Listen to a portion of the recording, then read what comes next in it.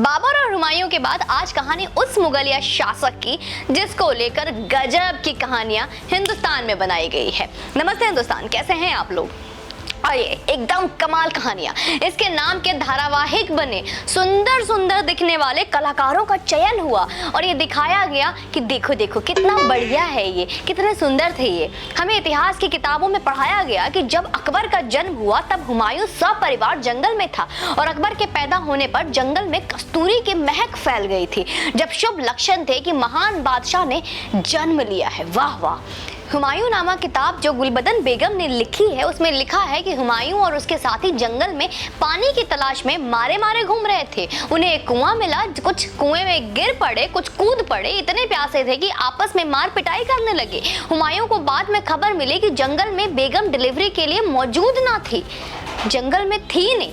खबर मिलने पर हुमायूं ने अपने साथी की खता मुआफ कर दी और कुछ देरे बांटने को कुछ ना था तो हुमायूं नामा में दर्ज है कि एक और पुस्तक पढ़ी इलाहाबाद के एक प्रोफेसर की। वो लिखते हैं कि इस मौके पर हुमायूं और उसके साथियों के हाथ एक कस्तूरी मृग लगा, जिसका वध करके कस्तूरी निकाली और फिर उसी को बांटी। कहानी कैसे घुमाई जाए, इसमें हमारे इतिहासकार 420 है, पता नहीं क्या क्या घुट्टी की तरफ पिला दिया गया। हुमायूं नामा किताब के कुछ पन्ने देखिए और खुद बताए कहाँ उल्लेख है अकबर महान के बारे में। इतना लिखा पढ़ा और फिल्माया गया है कि लगता है कि अकबर से नेकनियत शरीफ आदमी हिंदुस्तान में हुआ ही नहीं। ऋतिक रोशन बेश चक्कर में अकबर बन बैठे। यदि अकबर की असली कहानियां पढ़ लेते तो शायद एक्टिंग करनी त्याग देते। इतिहास में लिखा है कि अकबर बहुत शरीफ थे, राज्य आदि के रिश्ते बनाने के लिए निकाह करते नहीं तो एक दो बीवी से ही काम चला लेते। असलियत बहुत परे है, आइए जानते हैं।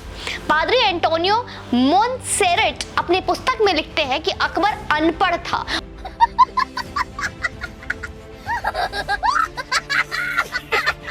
और उस समय उसकी लीगल बेगम 300 से ऊपर थी। रखैल आदि की संख्या हजारों में थी।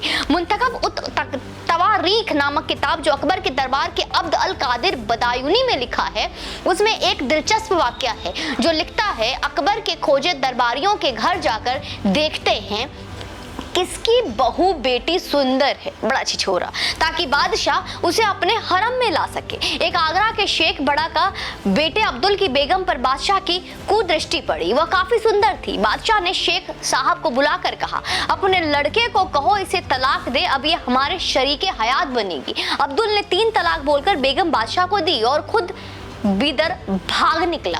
वैसे बादशाह अकबर थे बहुत महान।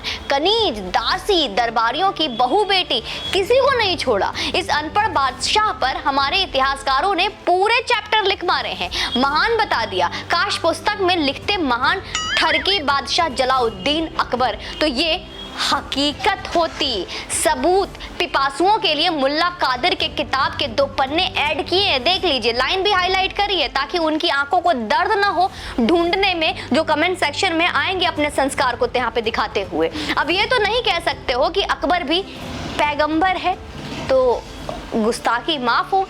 इसकी निंदा तो ईश निंदा है, ये मत कहना यार। अब ये तो अब वो काले चिट्ठे हैं जो वो खुद छोड़ गए हैं और हमारे इतिहासकार जब उन्हें लिखने बैठे तो इन चिट्ठों से नजरें चुरा ली। तो ये हकीकत है कि महान अकबर